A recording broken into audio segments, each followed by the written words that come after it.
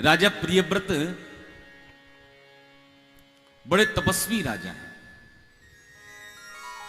एक बार तो महाराज इनके मन में ऐसी बात उठी, ये विचार करने लगे कि रात क्यों हो जाती है। रात हो जाती है, सब लोग सो जाते हैं, पूरा काम बंद हो जाता है। इन्होंने क्या किया, अपनी तपस्या के बल से एक ऐसे रथ का निर्माण किया, उस रथ पर बैठकर पृथ्वी के 7 चक्कर लगाए। सुखदेव जी महाराज भागवत में कहते हैं, रथेन ज्योतिर्मयेन रजनीमपि दिनम करिष्यामि। रथ पर बैठकर 7 चक्कर लगाए तो पृथ्वी में 7 दिन तक रात ही नहीं हुई, दिन ही दिन बना रहा।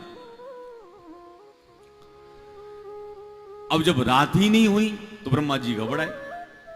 ब्रह्मा जी महाराज दौड़े दौड़े आए और राजा प्रियव्रत से कहते, भाई ये सब क्या गड़बड़ कर रहे हो। प्रियव्रत कहते हैं, ब्रह्मा जी महाराज ये रात बहुत खराब चीज है। रात हो जाती है, सब लोग सो जाते हैं। ब्रह्मा जी महाराज कहते हैं, भैया प्रियव्रत, संसार में ऐसी कोई वस्तु है ही नहीं जो खराब हो। हर वस्तु का उपयोग है। वस्तु को अच्छा बुरा तो भैया हम लोग बनाते हैं। अरे भैया, जो बेचारे मजदूर लोग दिन भर मजदूरी करते हैं, रात्रि में अपनी थकान को उतारते हैं, विषयी लोग विषयों को भोगते हैं, और भजनानंदी संत रात के शांत वातावरण में भगवान का भजन करते हैं। योगी लोग योगाभ्यास करते हैं। भाई रात सबके हित में है। अब आप रात को किस प्रकार उपयोग में ले रहे हो। प्रेम से बोलिए राधे राधे। ब्रह्मा जी महाराज ने समझाया, तब जाकर प्रियव्रत की बात समझ में आई।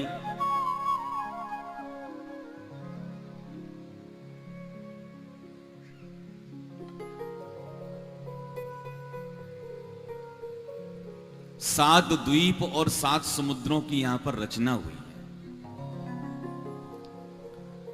जम्मू द्वीप, लक्षद्वीप, क्रौंच द्वीप, पुष्कर द्वीप, शार्क द्वीप, ऐसे 7 द्वीप हुए हैं। और प्रत्येक द्वीप एक एक समुद्रों से घिरा हुआ है। प्रियव्रत के 7 बेटा, 7 पुत्रों में एक एक द्वीप का बंटवारा कर दिया। सबसे बड़े बेटा हुए आग्नेन्द्र, ये जम्मू द्वीप के राजा बनाए गए। इनके घर में 9 बेटा हुए, तो आग्नेन्द्र ने क्या किया, जम्मू द्वीप के 9 खंड कर दिए। एक एक बच्चों में एक एक खंड का बंटवारा कर दिया। सबसे बड़े बेटा नाभि, ये अजनाब खंड के राजा बने हैं।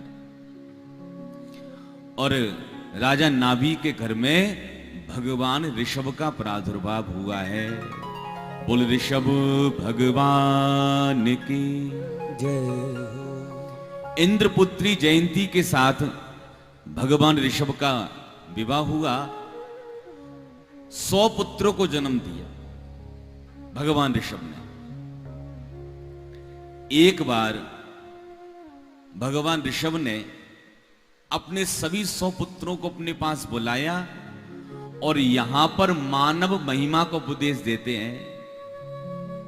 बच्चों, नायम देहो देह भाजाम नृलोके, कष्टान कामान अर्हते विडभुजांगे, तपो दिव्यम पुत्र कायेन सत्वं, सुत्यैर्दस्मात् ब्रह्म सौख्यम त्वनंतम। भगवान ऋषभ कहते, बच्चों, नायम देहो देह भाजाम्र लोके, विषयानंद तो हरि योनि में तुम्हें प्राप्त हो सकता है, लेकिन ब्रह्मानंद केवल मनुष्य शरीर से ही प्राप्त कर सकते हो।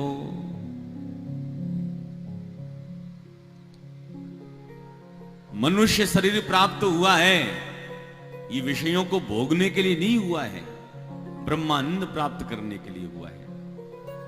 जब भगवान की बहुत कृपा होती है तब जाकर भगवान मनुष्य योनि प्रदान करते हैं। प्रभु तुम बहुत अनुग्रह कीन्यो, साधन धाम विबुध दुर्लभतन मोहे कृपा कर दीनो। प्रभु तुम बहुत अनुग्रह कीन्यो। जब भगवान की कृपा होती है तब जाकर मनुष्य शरीर प्राप्त होता है। और विचार करो, मनुष्य योनि प्राप्त करने के बाद में भी यदि हमने विषयों को भोगा, फिर हम में और पशुओं में अंतर क्या रह गया?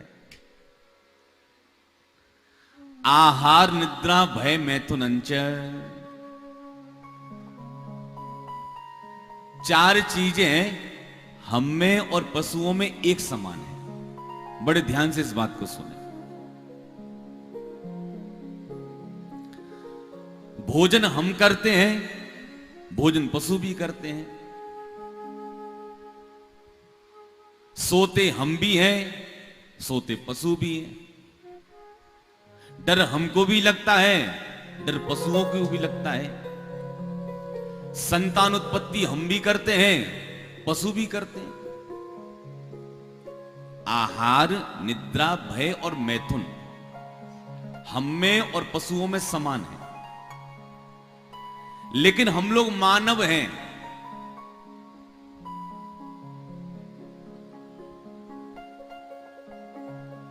धर्मेण हीन पशुभिः समाना, हम में धर्म की दृष्टि है।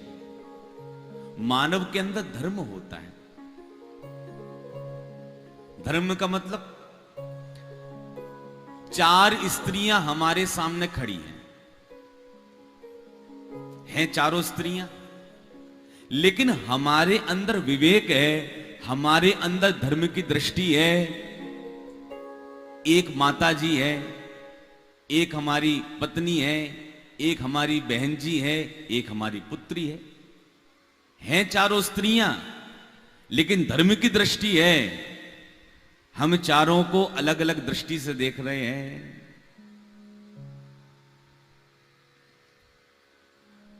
भगवान ऋषभ कहते हैं, बच्चों, भगवान वासुदेव की प्रीति करने में यदि तुम्हें कोई रोके, उसको शत्रु समझकर त्याग देना।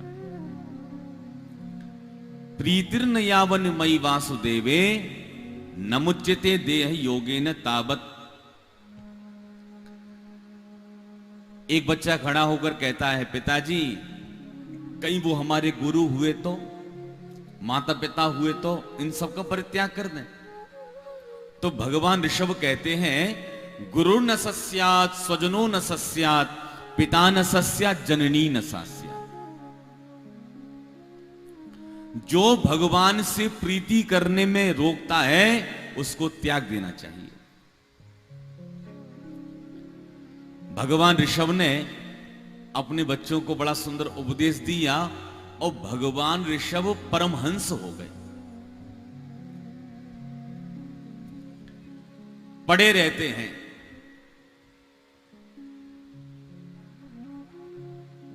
इनके सामने सिद्धियां प्रकट हो गई।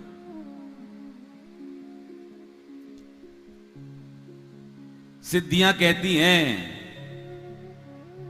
हे महाराज ऋषभ, हमें स्वीकार कीजिए।